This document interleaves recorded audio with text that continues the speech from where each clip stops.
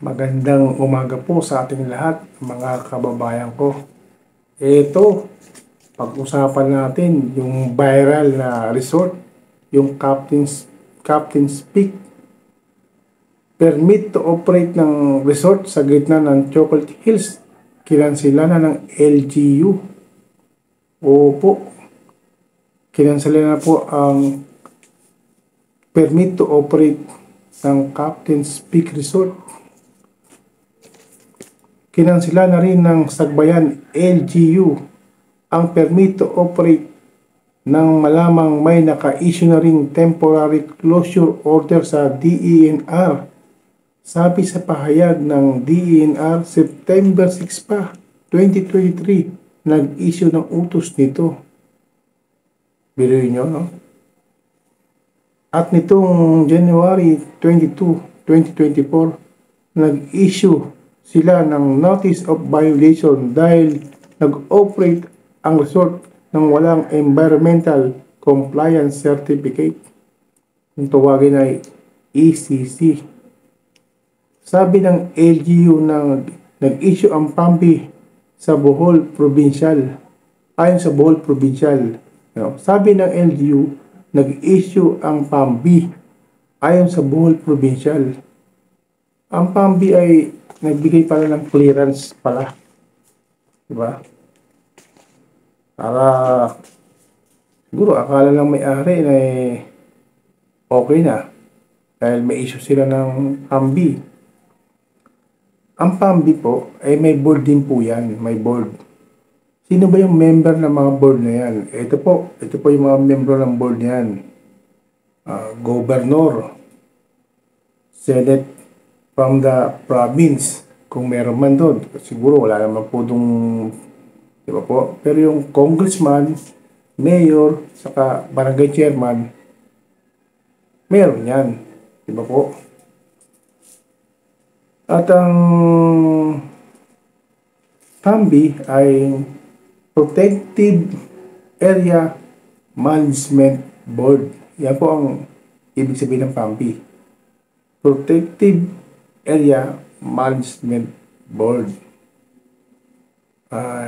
Talaga naman, dapat talaga na maimbestigahan yan sa Senado, sa Kongreso, at baka pumasok na din dyan yung local government kasi yan diba? Yung DILG, baka pumasok na yan sa pag-iimbestiga.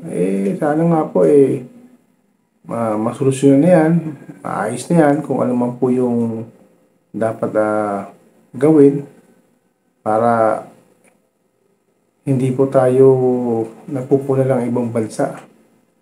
Diba? Kasi simpleng alam po yan problema Sana maayos na natin po yan. At siguro susunod naman yung may-ari ng Captain's Peak Resort kung ano man po yung ipag-uutos.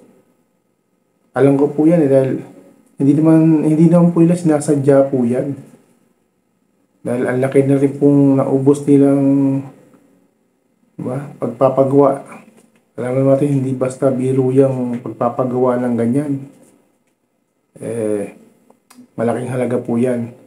At sana nga maimbestigahan yan, malaman natin kung sino po ang nagkamali. Kasi sabi ng Bohol Provincial, nag-issue ang PAMBI. Diba? Sana malaman natin, lalo na si Senator Rapi Tulfo, gustong-gusto ko yan pagka yan ay nag-iimbestiga. Talagang napakahusay. Diba? At matapos na yan at hindi sana, sa akin opinion lang, sana hindi na rin makasuhan yung may-ari ng Captain's Resort kasi ba't pa tayo aabot sa ganung bagay, di ba? Na kung pwede man nating pag-usapan, ayusin, di ba? Kasi Pilipino naman tayo kapwa tayo Pilipino na ayusin natin, di ba? At yung prayer rally nung Martes ni dating Pangulong Rodrigo Roa Duterte, Ang daming tao talaga nun. Tapos, ang sabi ng iba bayaran daw yung mga pumupunta ron. Kitang-kita naman natin, di ba? Na siksikan ng mga tao, ang dami, di ba? Kaya sana huwag kayo maniniwala sa mga sabi-sabi dyan na bayaran daw, di ba? Bayaran daw, sabi nga di ba? Meron nga sabi, di ba, na binigyan sila ng 100 para sabihin lang na, di ba? Wala tayong magagawa. Kasi talagang ganyan ang politika sa atin dito Medyo magulo. Maraming balimbing. Yung dating mga kasama ni Pangulong Duterte ngayon, di ba? Kinakalaban na siya. Ang tawagan balimbing. Di ba? Kaya mahal na Pangulong Rodrigo Roa Duterte, talagang tagos sa puso yung mga sinabi mo kung sa prayer rally nung Martes. Talaga namang mahal ka ng masa. Dahil iba yung datingan mo, mahal na Pangulong Duterte, kaya mahal ka ng masa Dahil ramdam mo yung mga paghihirap ng masa. At ikaw yung presidente na lahat ng pangako ay tinupad mo. Yung ikaw ay tamakbong presidente, nasabi mo na susugpuin mo ang droga, ang korupsyon, ang mga oligarchs, bilangga mo, di ba? Kaya mahal ka talaga ng masa. Di ba? Yung mga yung talimbala, di ba? Sa NAIA, talagang pinahinto nyo. Iba naman ngayon, panahon ngayon, daga, ipis, surot naman ngayon na grabe. Sana masolve yan ng ating Pangulong BBM yung problema na yan. Ang daming problema ngayon dahil talagang kahirapan, mahal ang bigas, diba? Yung pinangako nyo po, mahal na Pangulong BBM na 20 pesos. Talagang napakahirap po ng buhay ngayon. Sana mangyari na. At yung sinabi naman po ng ating dating Pangulong Rodrigo Roa Duterte na bakasyon, hindi po literal po yun. Diba po? Kasi alam naman natin po na napakamahal po at napakahirap ng buhay dahil ang mahal ng mga bilihin po. Grabe.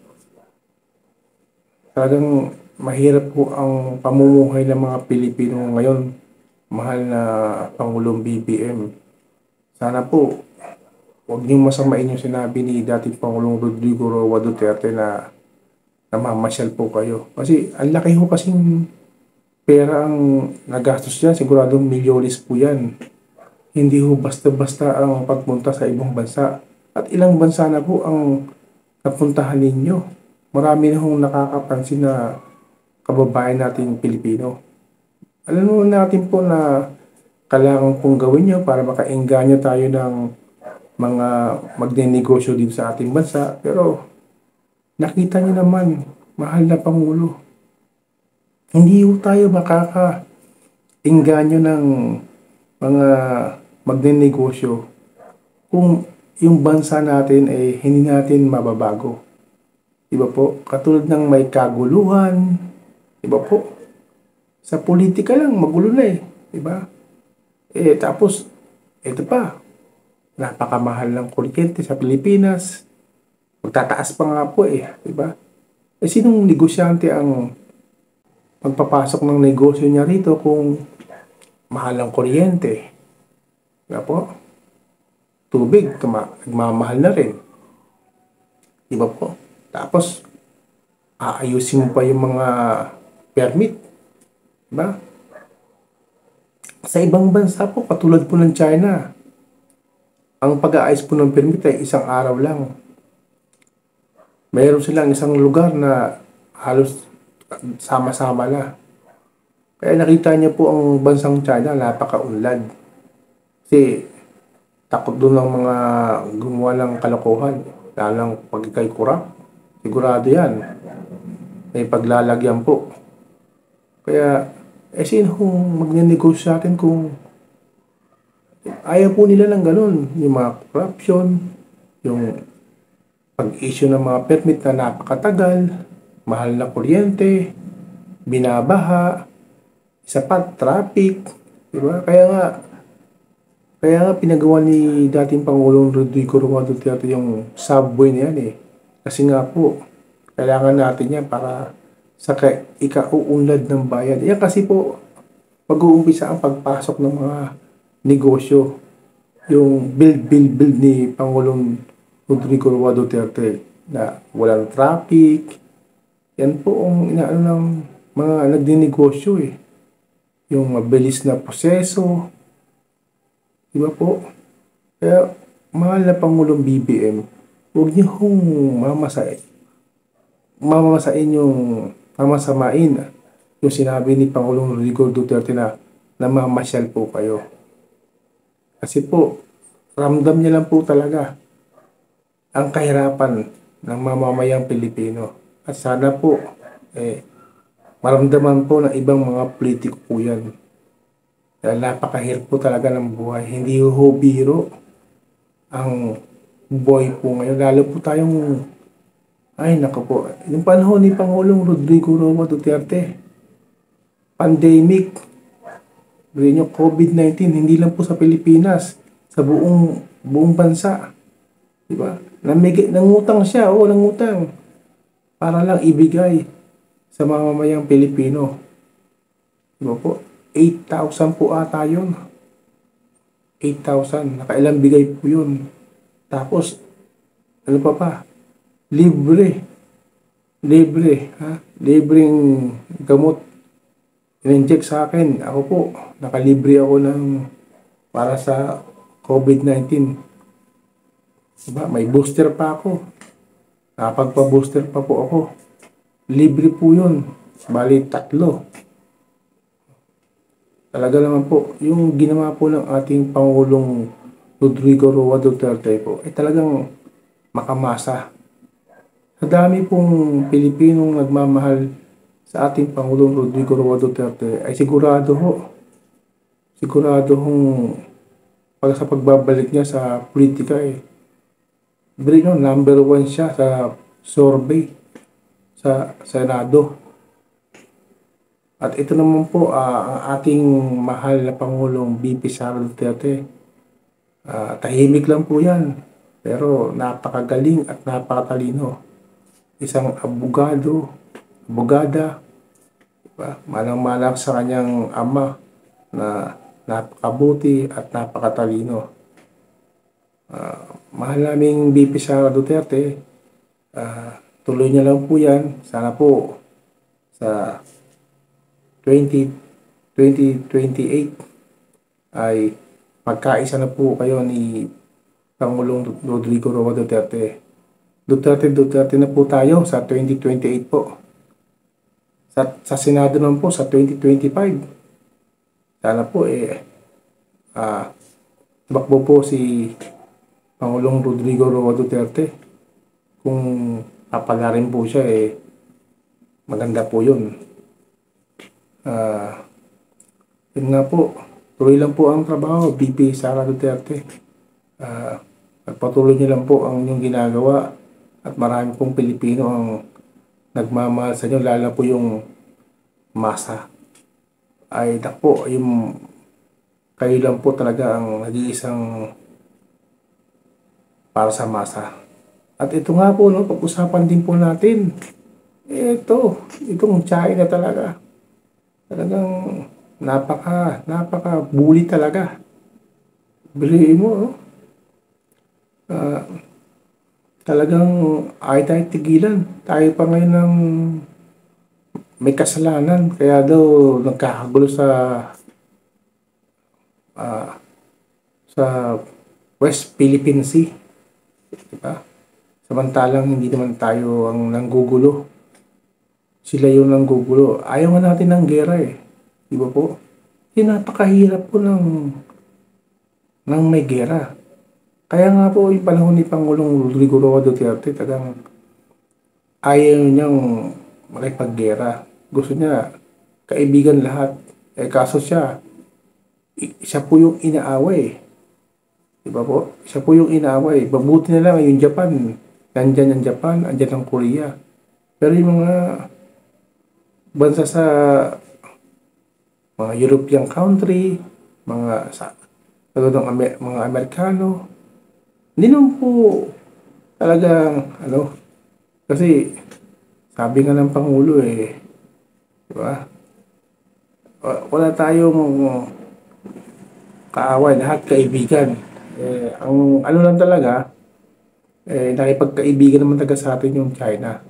Pero talagang nakakatakot din kasi bili mo, yung ginawa ng China sa mga pinautang niya mga bansa talagang kinukuha nila pag hindi ka nakabayad talagang kinukuha nila, gusto nila makuha Ganun kaya okay lang din naman kung hindi natuloy yung ipapagawang trend sa Mindanao.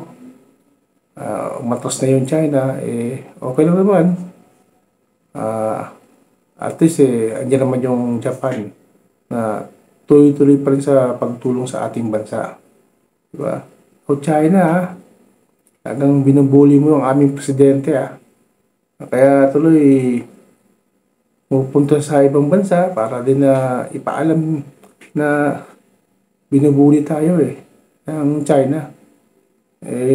Napakahirap po pagka nagkaroon po ng gera.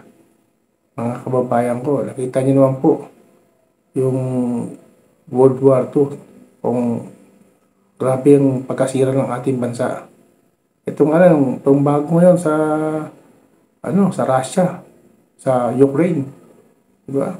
Napakahirap po niyan dahil dating napakaunlad na bansa yung Ukraine na yan. Yung hindi pa nagkakagera, mas maunlad pa sa atin yan. Pero nung nagkagera na, nagiba na at maraming mga Ukrainian nang nawalan ng tirahan.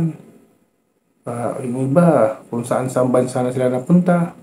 Diba? At marami na rin namatay dyan, sigurado. Kasi sa lakas ba naman ng bomba na pinapuputok nila talagang marami nasasawi dyan. Hindi basta-basta ang gera. Kaya ayaw po talaga ng Pangulong Rodrigo Roa Duterte ang gera talaga.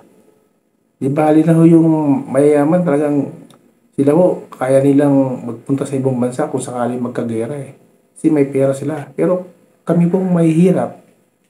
Kami po ang pinoprotektahan talaga ni Pangulong Rodrigo Roa Duterte. Kasi ramdam niya po kami pong mahihirap, wala mapupunta. Pa nagkagera, sigurado ang putok sa aming mahihirap. Saan kami magtatago? Kaya po, kung ang ibobomba sa inyo nuclear na. Kaya napakahirap po. Nakita niyo naman po ang Ukraine. Diba po, hanggang ngayon di pa natapos ang gera sa kanila at malaki na po ang nagagastos nila sa mga bala, armas, at kailangan nila ng suporta ng European country para lang hindi sila masakop ng Russia. Kung pwede nga lang, pag-usapan na lang yan, maayos yan. Kasi nga po, alam ko naman po na maraming parte ang Ukraine na kinukuha ang Russia. Kaya talagang hindi sila nagkasundo. Diba po? Kung sa atin, pwede naman sigurong pag-usapan natin yan, China. Huwag kang mambuli. At nakita naman natin yung gera ngayon sa Palestine, saka Israel. Ang daming nadadamay ng mga bata, matanda. Diba? Ang daming civilian na nadadamay po. Napakahirap po talaga ng magkaroon ng digmaan o gera. Kaya kung maaari lang po, mahal na Pangulong BBM, pag-usapan po natin na maayos po yan. Ikaw naman China, tumigil ka na sa pambubuli. At maraming pong salamat at ingat po kayo palagi. At God bless po sa mga kababayan ko. Ingat po kayo. God bless you po.